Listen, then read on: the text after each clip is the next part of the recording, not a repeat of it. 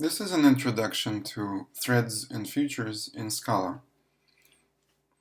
I expect that you have some experience with Scala and some experience with futures, but not necessarily a lot.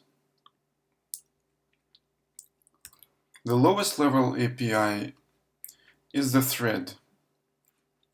It's basically an OS thread. It's a low-level thread that runs some code. If you use this API, you need to create and run threads yourself. This is a hard-to-use API. For instance, once you start the thread, you cannot use it again for another task.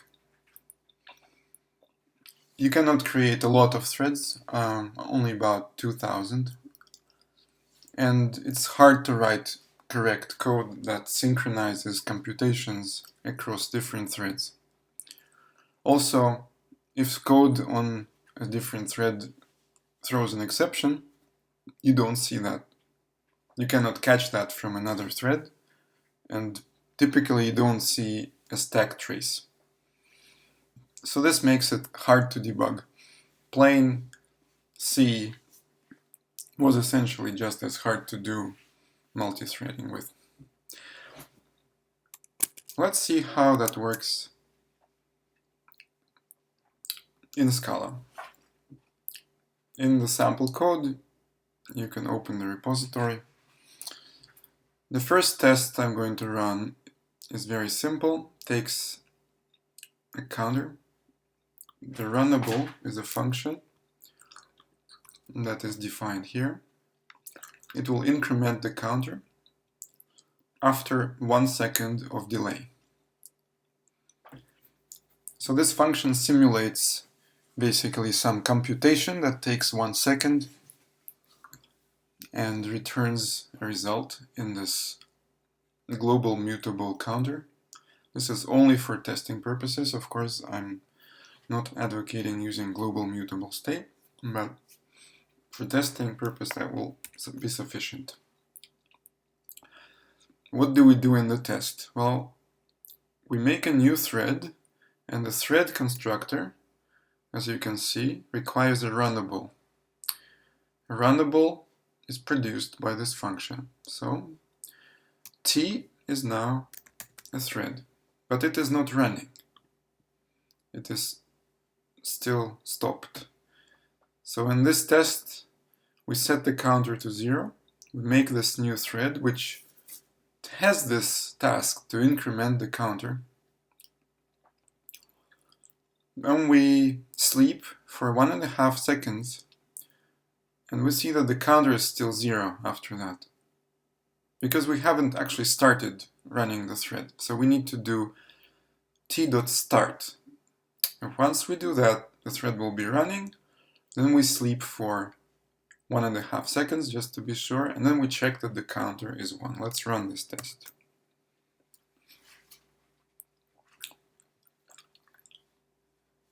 So it waits and test passes.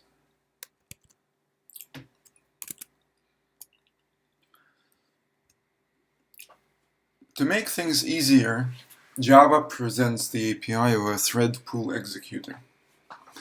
Now, thread pool executor is basically a set of threads, which is a thread pool. These threads are reused for different tasks, and there is a queue of pending tasks. There are different thread pool executors defined in the standard Java library, and they manage the thread pool in different ways. For example, the fork join executor has additional facilities. I'm not going to talk about it very much, it's just as an example. There are different thread executors. Just like a thread, however, a thread executor cannot be restarted after you shut it down. And you do need to shut it down in many cases. The main pattern of using a thread pool executor is to split your work in a large number of very short tasks and to queue all of these tasks, put them into the queue. And the thread executor will reuse a fixed number of threads to run each of these tasks concurrently. So for example, let's go to the test, which is thread pool executor.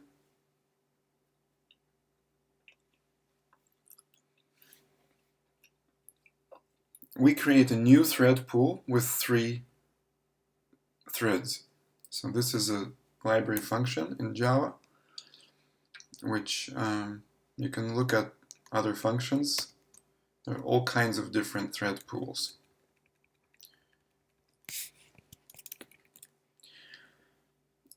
In this test, we again set the counter to 0. We make now 5 runnables, like this. So there's a sequence of 5 runnables. Each runnable will add a number to the counter. So it will add 1, the next one will add 2, and so on. So total we will add 15 to the counter. So we expect the counter to be equal to 15 at the end. That's what we will test. What we do next is that for each of the tasks in this sequence, we submit the task to the thread pool executor. This is the submit. And as you can see, it returns a future, but it's a Java future. I will talk about this later. You see the angular brackets here. This is not a Scala future. This future is not very useful.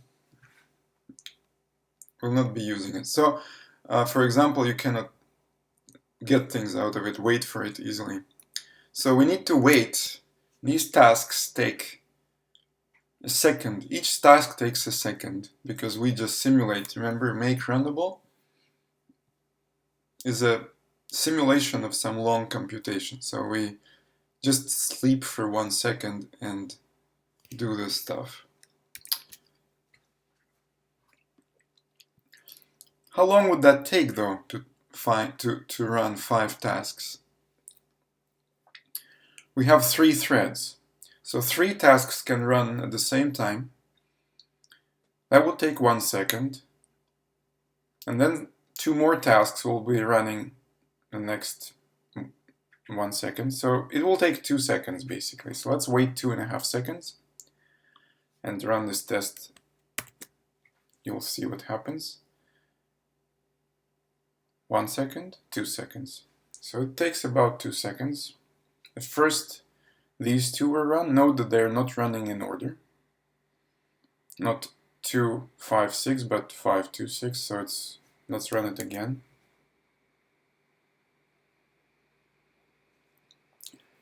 The test, as we expected, takes about 2 seconds. 1, 2. And now you see the order is different.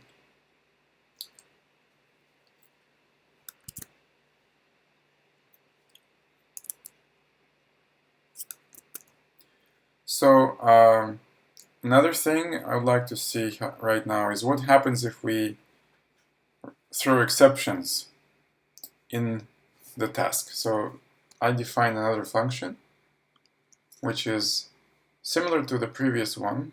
It still waits 1 second and adds number to the counter, but then it throws an exception. So it prints a message, and this message we'll never see because it's after the exception. What happens when we run this test? Well, first of all, I have 5 tasks, each of them throws an exception, and then I have 2 tasks that don't throw an exception. So I have 7 tasks in total. I have only 3 threads. So the thread pool will first run the first 3 tasks. That will take a second. I'll run the second 3 tasks, take another second, and it will run the 7th task, which will again take a second. So we expect 3 seconds, this entire thing. So we sleep 3.5 seconds and check that the counter has the right value at the end. Let's run this test.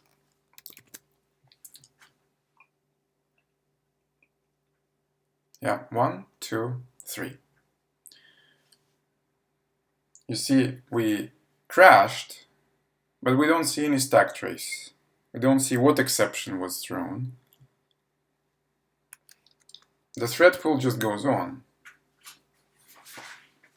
That is because the thread pool is actually smart. It doesn't let threads die. It manages the threads. If you throw an exception on a thread, it won't kill the thread if it's in the thread pool. It will kill the thread if you just use a raw thread.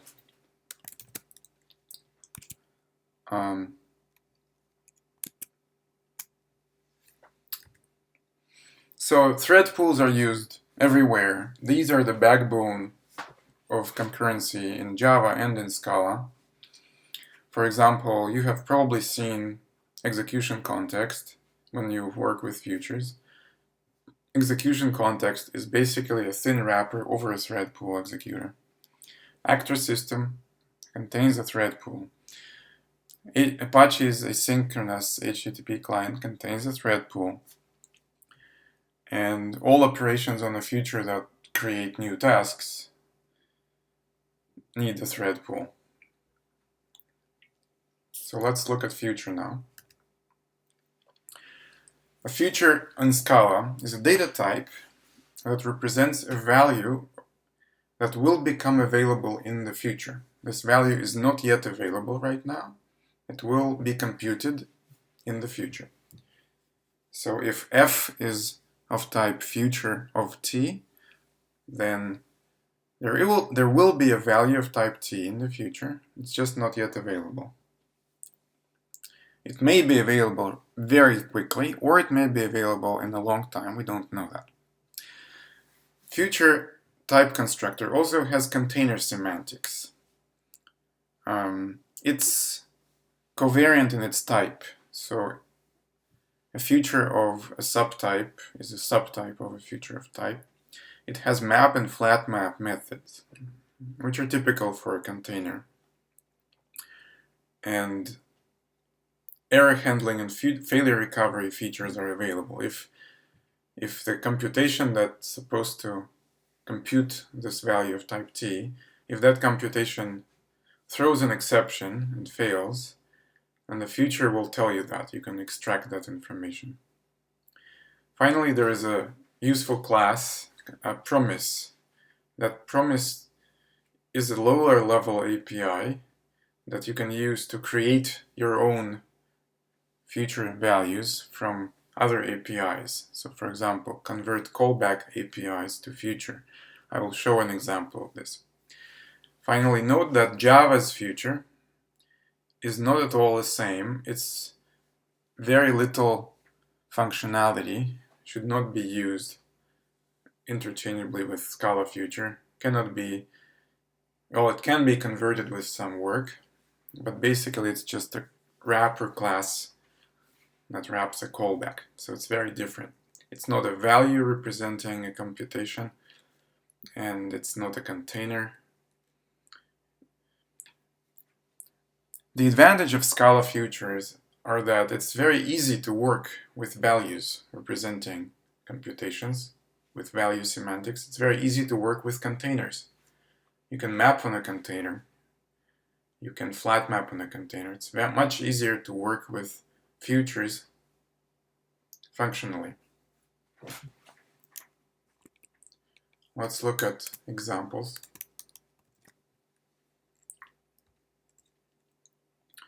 So here's the first example.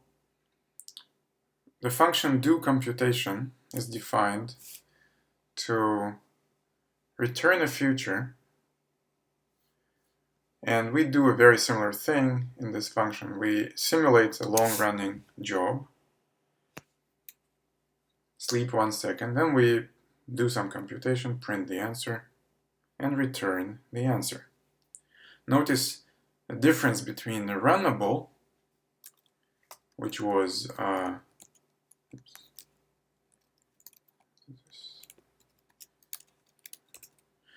which did not return any values. It ran and created a side effect in the global mutable state.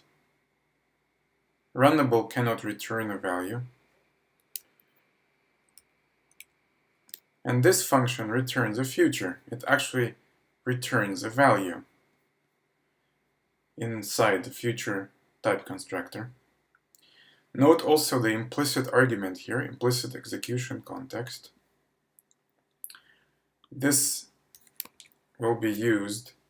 We are going to import this execution context, which is given by the standard library, just for simplicity. You can use your own execution contexts.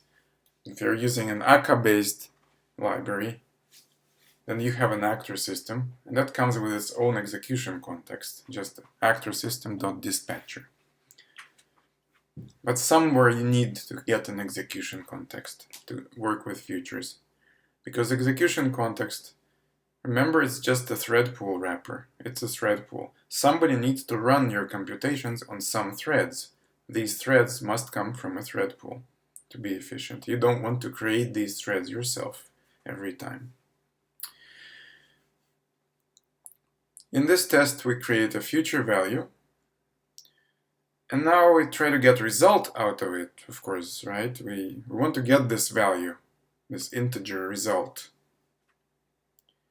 This result is 10 times 2, so it's 20. But how do we get that result? Well, there's one way of getting it, f.value, which returns an option of try of integer. So this is a wrapper over a wrapper. A try wrapper represents a possible failure during this computation. As I said, well, future can fail if your computation throws an exception. And also, this is wrapped into an option, so it could be empty. Well, it's empty when the value is not yet available. Here's a test. So first we make this value, and we verify that this value is actually none right now. We have this value right now. We have the future right now. So the future value f is computed, but the integer inside is not yet computed. The computation is still running at this point. We have to wait, so let's wait 1.5 seconds. After we wait, the value will be available. Another way of waiting is like this, using await.result. It's a library function that is slightly easier to use. Note that here we don't know how long to wait, and here we need to specify a timeout. So we specify infinite timeout in this test. It's not necessarily a great idea to specify an infinite timeout, but if it's timing out, then you'll get an exception. So it is not nice to use this API, but it's okay to use in tests. I will talk about this later, what is better to use. So in this test, well, let's run this test. Oh, just see that it runs. Yep. After 1 second, we got answer is 20. Let's run this test. Same thing. So I just wanted to emphasize that in line 29, we have a value f, which is of type futureInt. The computation has started, but is not yet finished. The computation is performed on a different thread. Our thread is still running too. So we have concurrent threads. One is doing this computation, and one is this thread, the test one. In line 31, we wait for the result to be available. And then we get an actual integer. So that's a very basic way of using futures.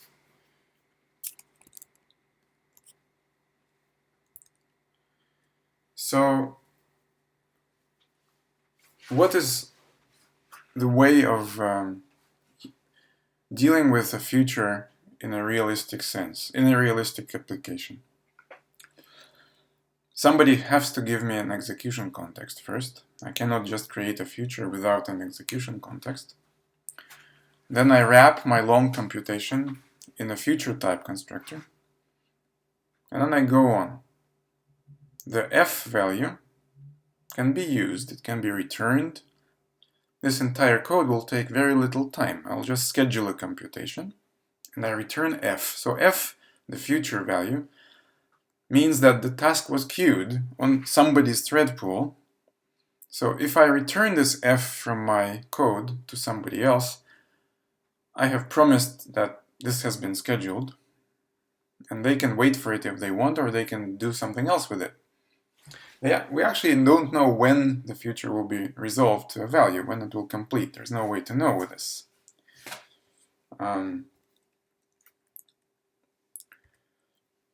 What we can do, however, is we can chain a different computation after this one. So suppose somebody gives us an f of this type, future array float.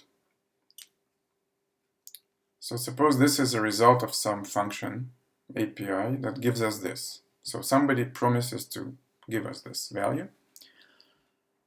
What do we do with this? Well, we don't want to really wait for it. Let's suppose we want to compute the length of this array. So this array will be available in the future. We want to compute its length. Well, computing length of the array is this. But we don't have the array yet. The array is inside this future constructor. So we use map, and we transform future of array of float into future of int, since the future constructor has container semantics. So we can map over elements in the container. Doing this requires an execution context. So again, somebody should give us an execution context. This is so because this map has to run this computation on some thread. So where does this thread come from? The API of the future does not allow us to find out which thread it is running on. Somebody gives us this f, it is running on some thread, but we don't know on which thread. And so we cannot schedule other computations on the same thread over there. We have to provide our own thread pool, and then we can do a map. The new computation runs after the first one is finished, and it may run on another thread. Even if we schedule it on the same thread pool, the thread pool can have many threads and it can run on a different thread. There's also flat map. Flat map works on future because there's a transformation between a future of future flattening to simple future. This logically makes sense. If in the future somebody promises me to give me a future, then I can just wait twice and I can get the t value out of it. Of course, that is not very easy to use, but let us show actually how this is used. So how do we chain computations? So here's an example. We use this function do computation, but now we want to have a chained computation. So first we do this computation. This will promise us to get a result, which we know is going to be just 20. Now we want to get that result and transform it further using another do computation. So this should be 20. So now we have do computation of 20. We want to transform that. Now look, we transform this with a function that takes integer and returns a future. So we do a flat map here. Map would work, but it would give us a future of int. We'd need to flatten that. So flat map flattens. So now here's this computation. The last one is a map because we just want to add all these together, A, B, C, and D. Now A, 10, 20, 40, and 80. When we add them together, result one is going to be future of integer.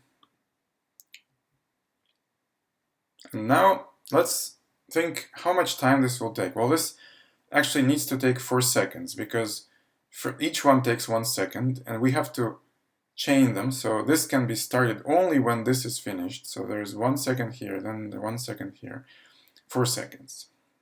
Okay, so the test will check that this will actually take 4 seconds. Let's run this test. 20, 40, 80, 160.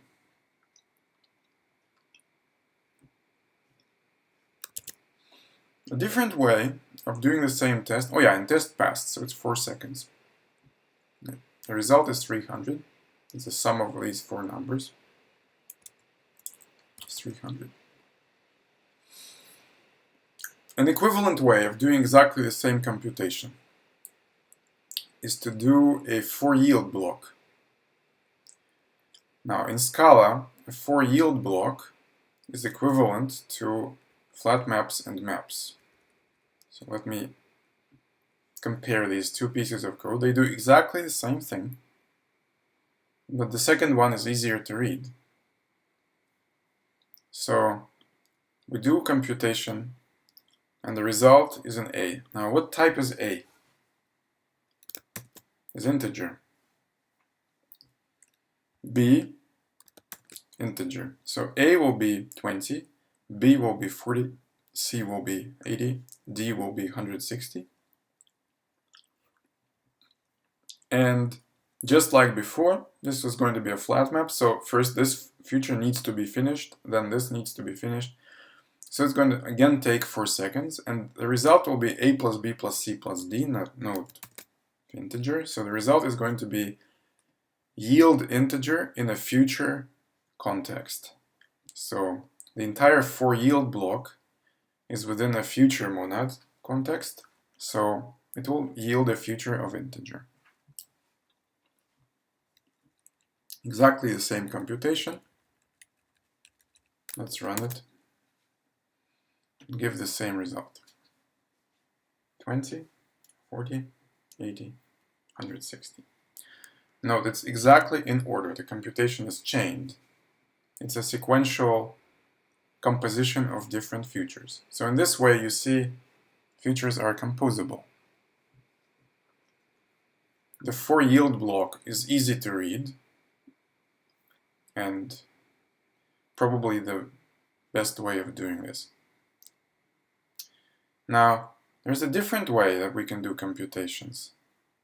We could make a sequence, 10, 20, 30, 40, and map over the sequence to create a sequence of futures. Note that this computation is not chained, then each future is independent of all others. Because of that, we can start all of them in parallel. The computation should take 1 second. All 4 futures will be running in parallel. All 4 computations, that is. Now, one detail here is that after this map, we'll get a sequence of futures.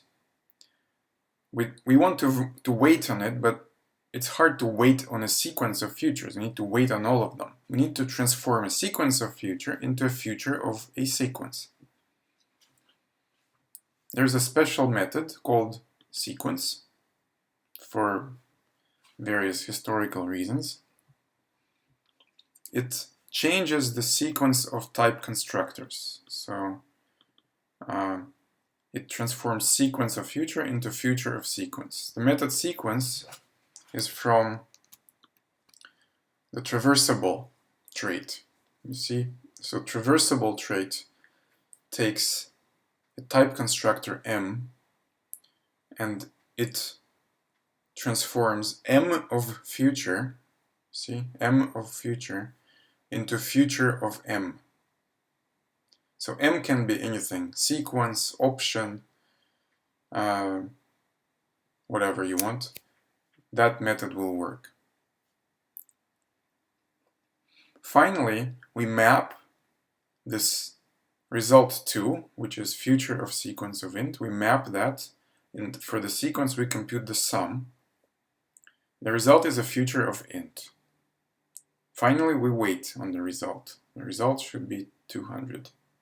The total time should be about 1 second. Let's run this.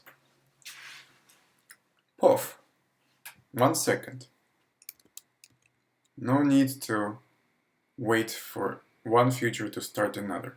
I run it again, I get a different order of results. I run it again, I get a different order of results again, every time. This is non-deterministic in terms of the order of computations, because each of the 4 computations is started in parallel, and so the order is non-deterministic, but the final result is deterministic. We sequence them, and no matter in which order they finish, we get the same result. That is a typical way that concurrent computations should be done. And we can actually do the same thing using a for yield block. Let's do this. We get a sequence of futures, just like before, and then we do this for yield block.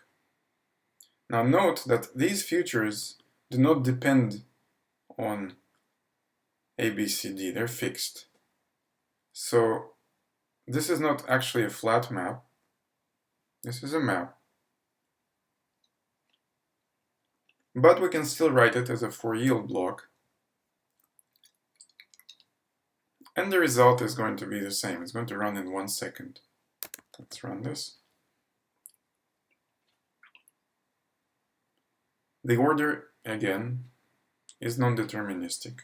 It's not going to be 20, 40, 60, 80. It's going to be anything else, maybe. So here we did not chain the computations. The first one here, it chained. So A is used here. You cannot do this computation until you have A. You cannot do this until you have B. You cannot do this until you have C. This one is completely independent. So these are all running in parallel. But the code is similar. Again, easy to read. It's probably easier to read than this, future.sequence. But if you have 100 futures here, then you don't want to write this. Of course, you want to write future.sequence. Now, typical way of using futures is that you're working with some library, such as Akka streaming or Akka HTTP. Akka HTTP accepts a future value inside an HTTP route, and Akka streaming accepts a future value inside methods such as flow.mapAsync and flow.mapAsync unordered. And as long as you use those libraries, you never actually need to do a wait result. You actually never need to stop and block and wait. Your entire computation can be just map, flat map on futures, and put your future into a Akka stream, map async, or Akka HTTP route, and you're done. You never actually use a wait.result in your production code. That is a good situation, as I will discuss shortly. Now, how do you get that? There are many APIs that do not return a future. They have callback APIs, or they just wait. So how do you get futures out of it? Well, let's look at callback APIs. I use a promise to create a future out of a callback API. You create a promise of this type that you need. Promise is a type that is kind of lower level, it's kind of a semaphore, and the future can be made out of a promise. In the body of the callback, you resolve the promise. You say promise.success of some value, and then you return the future using the promise value. Notice that the callback's body is not yet executed. It will be executed later. So this 123 will be returned later. That's exactly what the semantics of a future is. Here is an example of Apache's HTTP async client being converted into a future-based API. Let's create this client first, whatever options you need for the client. Then you create a promise of type HTTP response. This promise is initially empty, it does not have a value. You execute the request on the client. Now this call in the Apache API, this call is asynchronous. It returns right away. It does not actually wait for HTTP requests to return responses. So it takes a callback, which is a Java API future callback, which has 3 methods to be defined: cancelled, completed, and failed. So when HTTP request is successful, you get this callback called by the client code in the library. So in the callback, you use the promise either to resolve it with success or to resolve it with failure.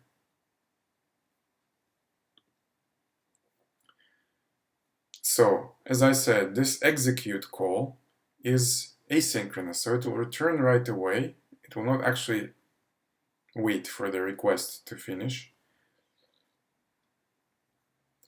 So your code continues and creates a response future, which is promise.future, simply like that. Response future has type future of HTTP response. Now you can use this future. You can put this into your Akka HTTP route or into your Akka stream or into any other library that takes a future and does something with it. The HTTP request has been scheduled. Remember, the semantics of a future value is that it's a future of type HTTP response. So the request is scheduled, is being executed, or will be executed later. And the HTTP response will be returned later. So you can now take this future value, map on it, and do other things with it. Let's see what kind of difficulties we have while using futures.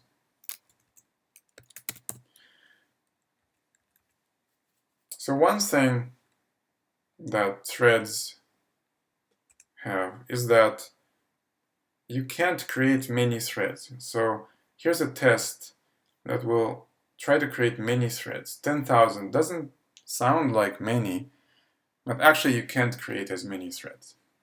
Here's what we do in this test.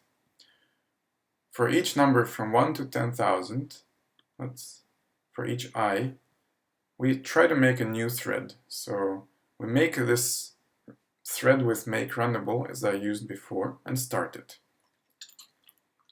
And we catch the out of memory error. Well, we know it's gonna happen, so let's just catch it. But that's what basically is gonna happen. After some thousands of threads, you're going to be out of memory for creating threads. It sounds ridiculous, but actually is not ridiculous. It's reality. What do we do? Well, we catch this, wrap it into a try, and then we have a sequence of pairs of index and this try, which could be a failure. So we find which one is the failure, and we get the result, which is the number of this thread that could not be created. So let's see, let's run this test. The test checks that this actually happened. So there is. So let's run this test.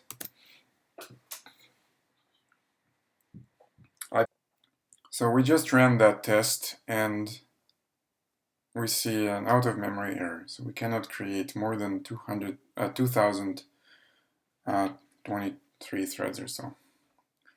Doesn't seem like much, but actually that's typical of what I've seen.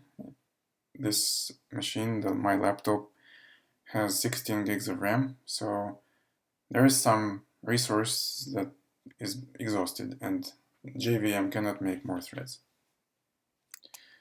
So actually, we're not going to use threads, we're going to use futures.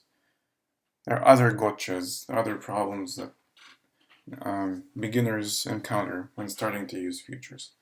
One thing is that people write code that starts waiting for a future to complete unnecessarily. So you get a future, you wait for it, get a value out of it, start another future with that value, again wait for it to complete, and so on. That code is completely unnecessary, totally unnecessary to write, and it's inefficient. It blocks your threads completely unnecessarily. Instead, what you should be doing, you should be chaining your computations like this.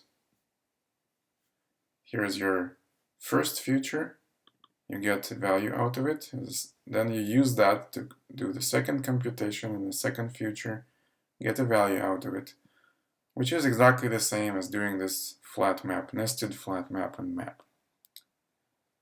As I said, this is exactly the same code here and here, except that this is easier to read, perhaps.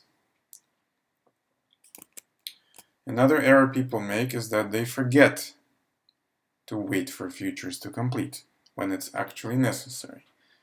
They start several things, they start one future, they start another future, and they think that they will complete in this order. Future A equals something, future B equals something. A will not complete before B completes. It's a race condition if your code depends on it. We have seen in tests that futures run in arbitrary order. Depends on the load of the computer, the thread pool, cannot be predicted. Another error is to expect to see a stack trace from exceptions. So for example, here's your computation. You think this might throw an exception, so you put a try over it or something like that. Now this is completely useless. This try will not catch any exceptions in the computations. This try will probably never catch any exceptions unless your thread pool is shut down or killed or something and you don't have any threads to run. That is not useful. So you don't expect to be able to catch this exception which is inside that computation. I remind you, this computation returns a future. There's a future and then there's this computation. If this computation throws an exception, future will fail. The future value will be a failure, and this will return a failed future. It will not throw an exception. So you should examine futures for failure rather than try to catch exceptions at this point in your code. And there is an API for doing that, for examining failures in the future. Another error is to use one thread pool for everything, for every future. This results sometimes in thread starvation. We have seen the thread starvation in that the thread pool only runs as many tasks as it has threads. And so if all of these threads are busy with some tasks, you can schedule many more tasks. They won't be running until those first tasks are finished. Here's a test where I know how many threads I'm going to have in this thread pool. This is a standard Scala execution context. It has as many threads as CPUs. So intentionally, I'm going to create twice as many tasks and sequence those. Now, that's going to take 2 seconds. It's going to take twice as long. Each task takes 1 second. I schedule all of them in parallel. And I have tasks, let me run this test. I have tasks that finish first, 8 of them right now, because on this laptop I have 8 cores. 1, 2. So 8 tasks finished first, and the last 8 tasks had to wait until the first one were ready. So this is potentially a problem. Imagine you have code that creates a future with a very short task, and you expect that this task will have very low latency because it's so short. But actually the thread pool is busy doing other things, and your future is scheduled, it's waiting in a queue. You don't see that. The queue is inside the execution context thread pool. The thread pool is starved for threads. They're all taken. They're all doing something. So that's thread starvation. And the solution is to have several thread pools, not to put all the features in one thread pool, but have one thread pool for long-running tasks, let's say, and one thread pool for short tasks. Then the short tasks will have, you can expect them to have low latency. Long-running tasks need more time. There's no getting around that. They need to have more time to run, so they will have higher latency. Use different thread pools. Don't put all your features in one thread pool. Another solution I will describe later using the blocking scala.concurrent.blocking instruction, but that only applies to blocking waits, to idle waiting calls, and not to actual tasks that do long computations. So here, if this is a long computation and I scheduled a lot of them, no further features I schedule here will have low latency. They will have to wait. That's thread starvation. Finally, there's an error to forget to shut down the thread pool. And the result is that your application will never quit, which might be not what you want. Let me show you. Where's my example?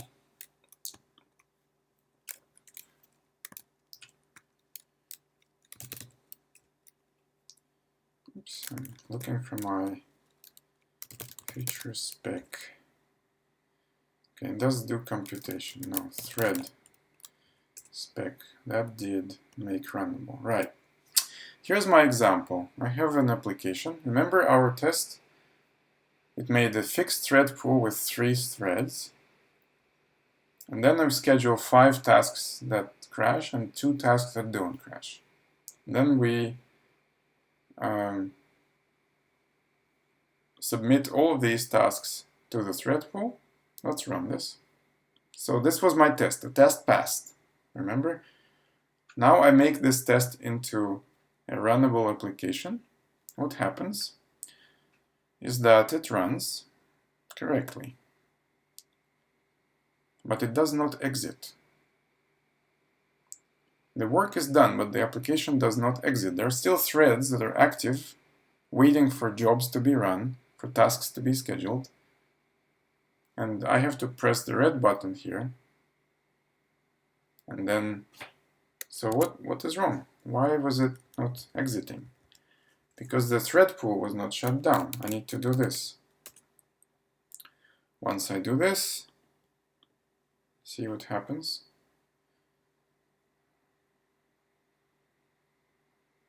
Process finished.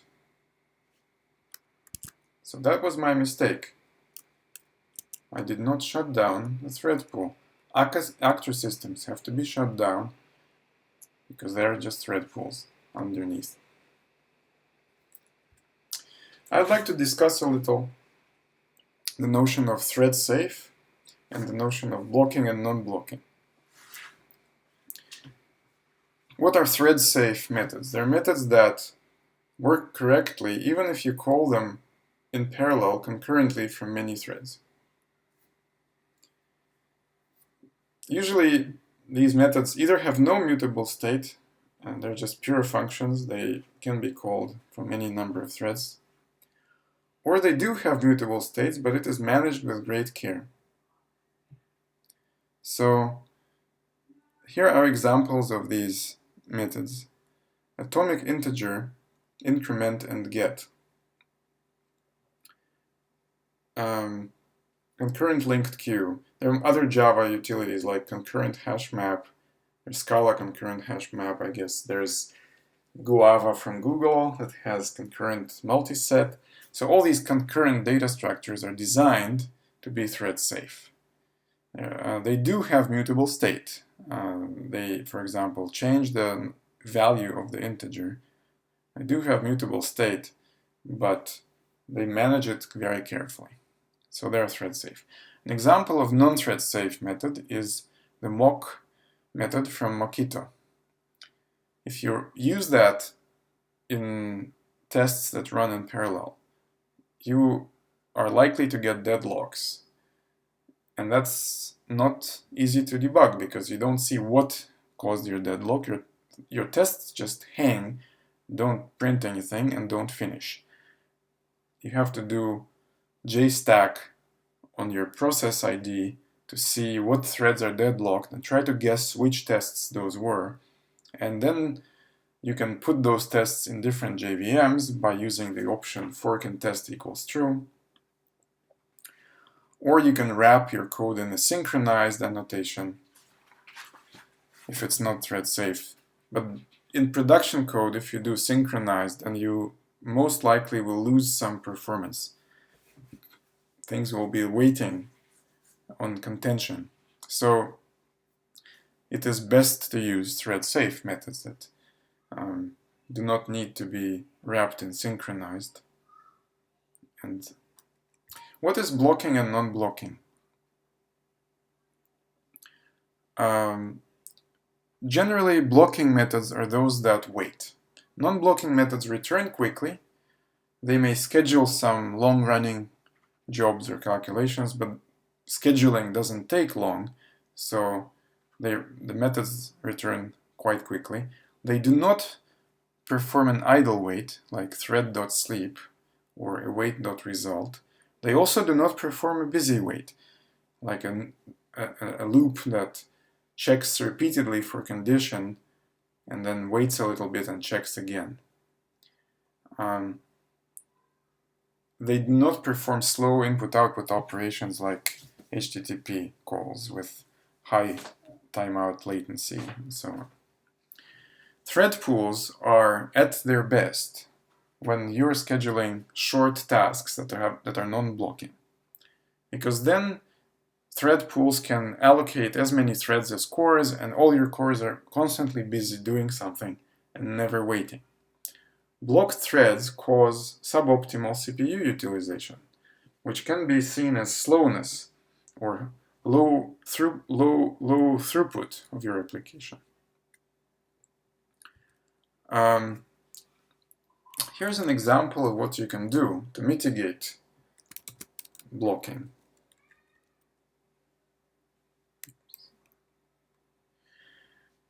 Here's a test that simulates a computation. Here I have a make runnable, and then, as you remember, make runnable is a computation that basically sleeps. So let's use that as an example of a blocking API call. So this call blocks for 1 second doing nothing. Now, we just saw that if you schedule twice as many such tasks as your CPUs, that takes 2 seconds. Now, I still schedule twice as many tasks, but I wrap this into this blocking instruction. This blocking is a scala.concurrent.blocking, which you need to import, and this is special for the global implicit execution context in the Scala library. So this works together with that. It does not work with plain thread pool executors. It does not work with your own threads or anything. It is a specific thing that works with Scala standard library I believe it also works with ACA's actor systems. What it does is that it tells the thread pool that this call is an idle blocking call, and while this call is running, this thread is just going to be doing nothing. The thread pool will allocate one more thread temporarily so that something else can be run and CPU usage can be optimal. Let's run this test. It should finish in 1 second. It does. 16 computations with blocking instruction takes 1 second, whereas 16 computations just in the previous test took 2 seconds. Well, I'm very happy now. I'm going to do this. Right? Do you think that will work? I'm going to just have everything done in parallel. No. Actually, that doesn't work. There is a limit.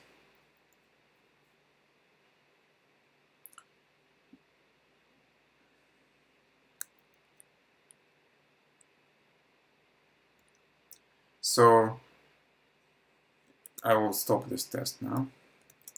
But basically, I cannot increase this forever. So it will increase the number of threads up to some limit, but then it will not anymore. So I cannot maintain parallelism indefinitely if I have blocking calls, even if I use this blocking instruction. It's better, therefore, to avoid blocking calls as much as possible. So can we avoid them?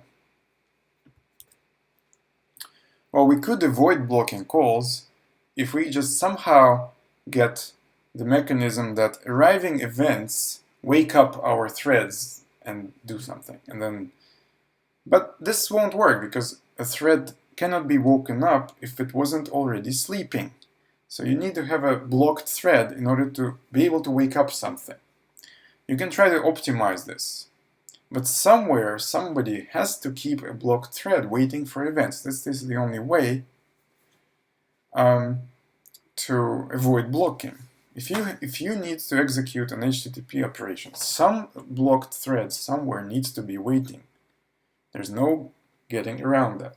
But it just doesn't have to be within our thread pools. It can be somebody else's thread pool, such as, for example, the thread pool of the Apache asynchronous HTTP client. They manage it themselves. They know better how to manage it. So let them have their blocked threads waiting for their events. It doesn't have to be our threads. We will manage our thread pools in our application-specific logic. Now, can we avoid blocking by never doing a wait result? Well, if we never do a wait result, we'll never get any non-future values. There's no way to get a future value apart from busy waiting by doing what we did in the first test, or a wait result, which is idle wait. Somebody somewhere has to do a wait result. Again, it doesn't have to be within our code. In unit tests, it's okay, but in production code, we don't need to do it.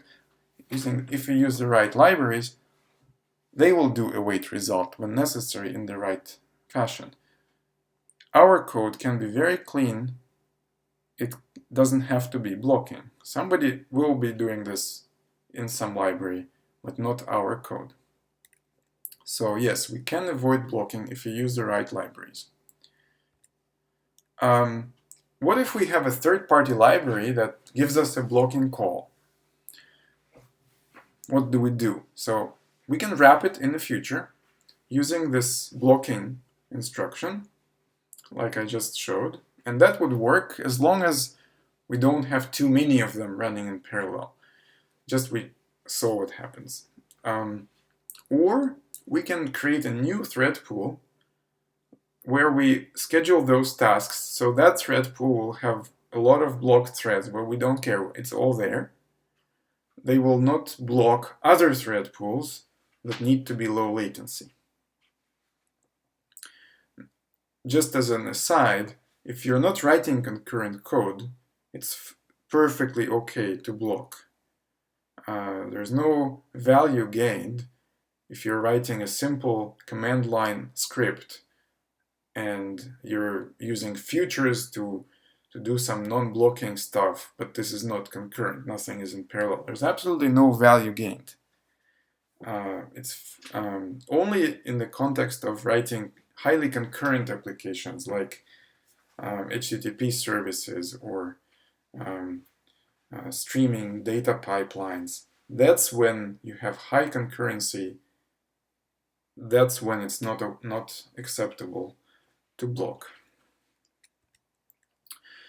That's it. The sample code you can see in this GitHub repository. To summarize, non-blocking means that it uses multi-core CPUs in a